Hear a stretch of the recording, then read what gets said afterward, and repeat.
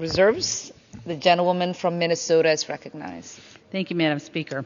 I thank the representative from California for yielding me the customary 30 minutes, and I yield myself as much time as I may consume. Today we are here to discuss H.R. 2116, which would clarify that it is a federal crime to discriminate based on an individual's hair. But we are also here to discuss H.R.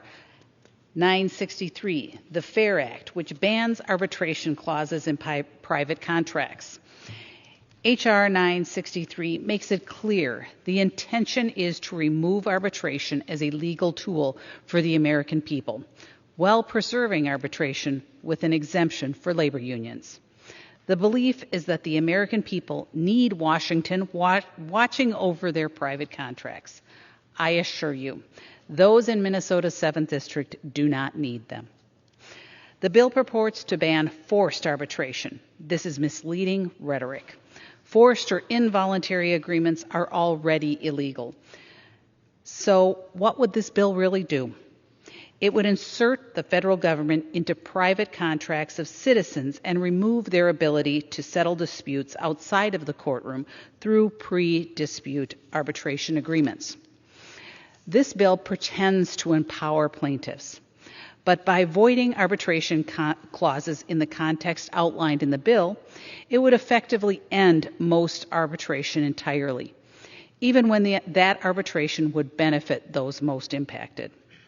Because the bill fundamentally changes an arbitration clause from a mutual commitment to use an alternative dispute resolution method into a one-sided election for an injured party.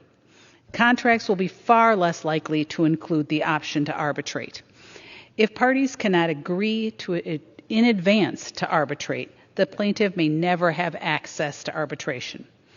This unintended consequences will have real-life implications, especially for those who lack deep pockets, do not have the possibility of high-dollar settlement that some of the more affluent individuals do. Democrats are also ignoring how arbitration is generally a good way to resolve disputes. They seem to assume that all arbitration is secret. That arbitration automatically keeps individuals from going to the authorities or publicizing their experiences. But agreeing to resolve a case outside of court is different than agreeing to silence. That distinction matters here, because much of the push for this bill comes from concern about secrecies rather than whether justice can be served in the arbitration context. And despite that emphasis, the bill does not actually address confidentiality or non-disclosure agreements.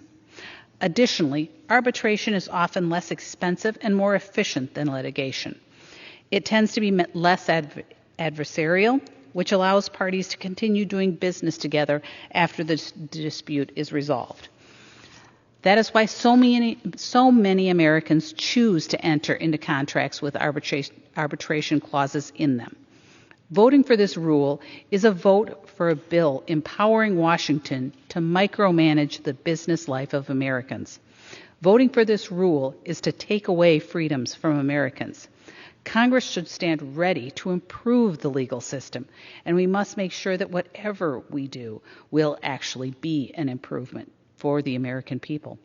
I urge my colleagues to oppose the rule and the underlying bills. Thank you, Madam Speaker, and I reserve the balance of my time.